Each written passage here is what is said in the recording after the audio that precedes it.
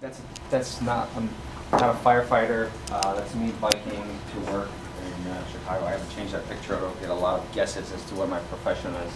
I'm the founder and CEO of Promet Source. I've also done a big favor to all of you guys. I've made it a very, very easy Twitter handle. It's Kucharski.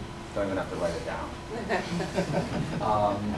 I do have you may also follow us at Promet Source. So Promet Source is a open source development company. We have been around since 2003. We are headquartered in Chicago, just up the street here, and we have a small office in San Jose. Since 2008, we've been working on Drupal exclusively, and we've always been open source, but recently we started working on iOS development and some hybrid development for mobile.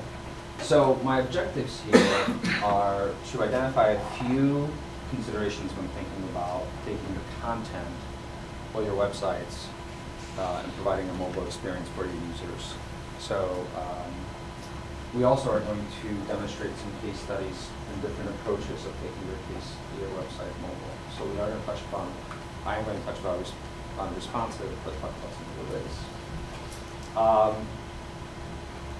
Since we generally just develop in Drupal, I focus a lot of my examples on Drupal. The good news is we believe that it is a multi-platform content management system right now. It's getting better in 8. There's a lot of modules that are now community supported that are going to go into core. It's a risky initiative, all kinds of good stuff, so it's just going to get better. So I saw the informal poll here. A lot of you guys are already thinking about or are moving to responsive, so don't need to convince everyone. However, it is, if you're still considering that big project, if you're not thinking responsive, you're probably going to be behind the curve, because next year a majority of devices that are going to be shipped and are going to be mobile, accessing the web, are going to be mobile. I just did a quick check on our website. We grew 275% from 1 year ago. That's actually a low number. Generally, it's about 600% growth right now. So you can see that hockey stick really is going up. Some more information. The one thing that also kind of struck me when I saw Luke Wroblewski's presentation, DrupalCon, there's $1 billion that was transacted last year on Amazon. So it's not just people on mobile devices. So it's not just people clicking around accessing your content. They're actually transacting. That's pretty impressive. I didn't know that. Does that include Kindle? That's a great question. I don't know, but I'll check the source. The question was, does that include Kindle? This is $1 billion spent on buying it from a mobile device. I would assume whether application transactions on Kindle, I don't know, find out. I'm sure if wow. I don't know what the stat on Apple is, but I'm sure that's pretty impressive. The iTunes store must transact a lot more, and that's all mobile too, right? Get a mobile app for Kindle. Yeah. All right, so this was the good old days. The web, you guys remember, some of you guys may remember, I don't want to guess any ages here, IE6 made it easy for us. I didn't have to think about it. If I got to a website that I couldn't transact on, they just told me, hey, you got to use IE6. That was fun. That's not happening right now. So the web is a similar graph. I borrowed that from Brad Frost. But this morning I was on a train. I was using my mobile phone. That's a small screen. At home I was using my laptop. I was still using my laptop here. Last night I was using my iPad. At the office I have 2 giant screens. The web is a totally different experience. So it may be something totally different, not in too distant future. So it could be a fridge, maybe not. But I know that 6-8 months ago, we were in the middle of a responsive project, and somebody said, hey, did you notice how Kindle is selling like pretty well? We're like, oh, that's just new. We don't have to worry about that. Well, like in a month or so, they sold millions of copies. So we're like, okay, do we have to go back and take a look at another breakpoint? the point is that technology is changing pretty fast, and there's a lot of considerations. So it's not just mobile, it's not just responsive, it's not just breakpoints. So responsive is best practice. So a couple of considerations for creating your mobile experience of your content. So that's not just the website, it's your content. So as Eric mentioned, your users you can't assume where your users are. You should know, you should make different assumptions about where they're going to be accessing your content. They may be on a bus as I was this morning, or on a train as I was this morning. They may have a terrible internet connection. They might be losing power. They may have a great connection. They might have a terrible light. They may be sitting outside. So a lot of different things to think about.